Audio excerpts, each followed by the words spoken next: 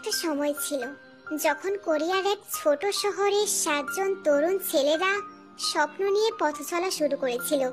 তাদের চোখে ছিল আগুন, মনে ছিল জেদ, আর হৃদয়ে ছিল সঙ্গীতের প্রতি ভালোবাসা। তখনও কেউ জানতো না এই 7জনই একদিন হয়ে উঠবে কোটি কোটি মানুষের হৃদয়ের স্পন্দন, যাদের নাম বিটিএস।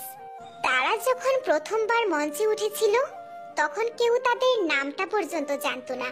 সাফল্যের পথটা ছিল কাঁটায় ভরা, নানা কটু কথা, প্রত্যাখ্যান আর সীমাহীন পরিশ্রম।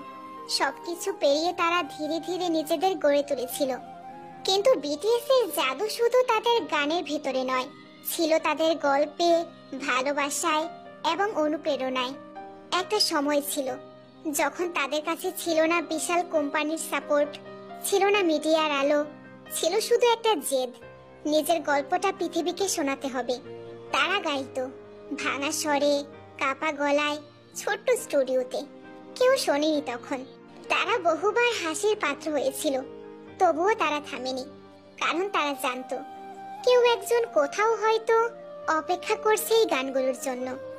বছর গেল, মঞ্চ বদলালো, ভিড় বাড়লো, আলো ঝলমলে হলো, কিন্তু 7টি হৃদয় ঠিক আগের মতোই রয়ে গেল, বিনয়ী, সত্য আর স্পর্শকাতর।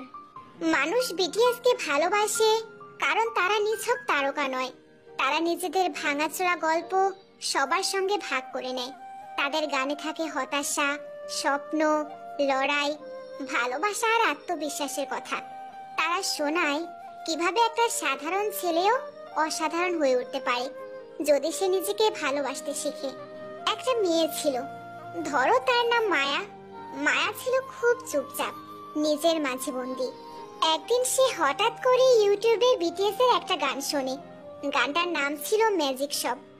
গানের প্রতিটা শব্দ যেন তার ভেতরের কষ্টকে জড়িয়ে ধরে বলেছিল, তুমি একা নও। সেই থেকেই মায়া বুঝে ফেলল, বিটিএস শুধু গান গায় না, তারা অনুভবও করায়। এমন কোটি কোটি মায়া আছে সারা দুনিয়া জুড়ে, যারা বিটিএস এর গানে খুঁজে পায় সাহস, ভালোবাসা আর নিজেকে গ্রহণ করার শক্তি।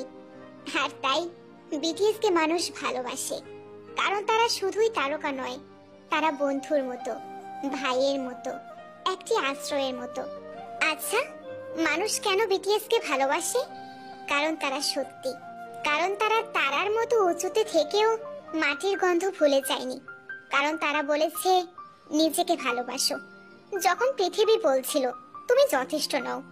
কারণ তারা শুধু গানই শোনায় না, তারা বুকের ব্যথা বোঝে।